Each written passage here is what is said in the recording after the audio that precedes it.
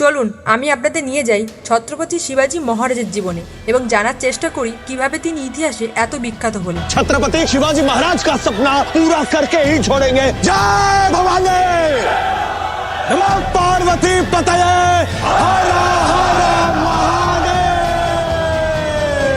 এই ভিডিওতে আমরা জানব শিবাজি মহারাজের জীবন ও তার অবদান সম্পর্কে।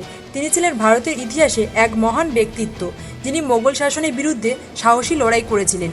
শিবাজি মহারাজের জন্ম হয়েছিল 1630 সালে 19 ফেব্রুয়ারি মহারাষ্ট্রের শিবনারী দুর্গে। তার বাবা শাহজি ভোসলে বিজাপুরের সুলতানদের একজন সেনাপতি ছিলেন এবং তার মাতা জিজাবাই ছিলেন সৎ, ধার্মিক এবং সাহসী নারী। ছোটবেলা থেকেই শিবাজি তার মায়ের কাছে রামায়ণ, মহাভারত এবং অন্যান্য ধর্মীয় কাহিনী শুনতেন। মা জিজাবাই তাকে দেশপ্রেম, ন্যায়বোধ এবং সাহসিকতার শিক্ষা দিয়েছিলেন। শিবাজি মহারাজকে ছোট থেকে রাজনীতি, যুদ্ধ কৌশল এবং ধর্মীয় শিক্ষা দেওয়া হয়েছিল। তিনি তলোয়ার চালানো, ঘোড়সওয়ারি এবং কৌশলগত চিন্তাধারায় পারদর্শী হয়ে ওঠে। তার পরামর্শদাতা ছিলেন দাদোজি কোন্ডদেব, যিনি শিবাজির বীরত্ব এবং শাসনের কৌশলগত গড়ে তুলতে গুরুত্বপূর্ণ ভূমিকা পালন করেন। শিবাজি মহারাজ যখন বড় হন তখন তিনি তার চারিপাশে অবিচার এবং অত্যাচার সহ্য করতে পারেননি। তিনি ছোটবেলা থেকেই বিদ্রোহ মনোভাব পোষণ করতেন।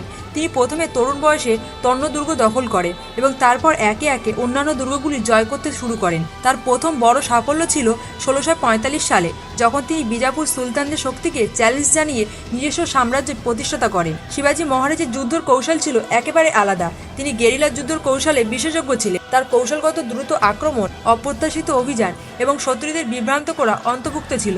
আফজাল খানের সঙ্গে তার যুদ্ধের গল্প ইতিহাসে বিখ্যাত। আফজাল খান শিবাজিকে প্রতারণা করে হত্যা করতে চেয়েছিলেন, কিন্তু শিবাজি তার বুদ্ধিমত্তা দিয়ে আফজাল খানকে পরাস্ত করেছিলেন। শিবাজি মহারাজ বিজাপুর সুলতানদের বিরুদ্ধে একের পর এক সাফল্য অভিযান চালায়। বিজাপুরের সিদি জোহরের সঙ্গে যুদ্ধ এবং পান্নাল দুর্গ রক্ষা করা ছিল তার কৃতিত্বের বড় উদার। তিনি বিজাপুর সাম্রাজ্যের অনেক অঞ্চল জয় করেন এবং তার সাম্রাজ্যের সীমানা প্রসারিত করেন। শিবাজি মহারাজ এবং মোগল সাম্রাজ্যের সংঘর্ষ ছিল ঐতিহাসিক। শায়েস্তা খানের সঙ্গে তার যুদ্ধ এবং আগ্রার দুর্গে ঔরঙ্গজেবের হাতে বন্দী হওয়ার পর তার পালানোর গল্প আজও মানুষকে মুগ্ধ করে। তিনি সেখান থেকে কৌশলে পালিয়ে আসেন এবং আবার তার সাম্রাজ্য শক্তি বাড়াতে শুরু করেন। শিবাজি মহারাজ একজন দক্ষ শাসক ছিলেন। তিনি রাজ্য শাসন অষ্টপ্রধান নামে একটি মন্ত্রিসভা তৈরি করেন। সেখানে প্রতিটি মন্ত্রীকে নির্দিষ্ট দায়িত্ব পালন করতেন। তিনি কৃষকদের জন্য ভালো নিয়ম বানান এবং কর ব্যবস্থা সহজ এবং স্বচ্ছ করেন। তার রাজ্যে ধর্ম, বর্ণ নির্বিশেষে সবাই সমান সুযোগ পেত। তিনি সব ধর্মের পবিত্র স্থানকে সম্মান করতেন। তিনি কখনো ধর্মের নামে অত্যাচার করতেন না। শিবাজি মহারাজ ভারতের প্রথম রাজা যিনি শক্তিশালী নৌবাহিনী তৈরি করেন। তিনি পশ্চিমের উপকূলে কৌশলগতভাবে বন্দরের নিরাপত্তা নিশ্চিত করেন। পর্তুগিজ, ডাচ এবং ব্রিটিশ বণিকদের সঙ্গে বাণিজ্যিক সম্পর্ক গড়ে তোলেন। 1674 সালে শিবাজি মহারাজ ছত্রপতি উপাধি গ্রহণ করেন। এই অভিষেক অনুষ্ঠানে মহারাষ্ট্রের রায়গড় দুর্গে অনুষ্ঠিত হয়। এটি মোগল সাম্রাজ্যের বিরুদ্ধে তার স্বাধীনতা ঘোষণা এবং মারাঠার গর্বের প্রতীক।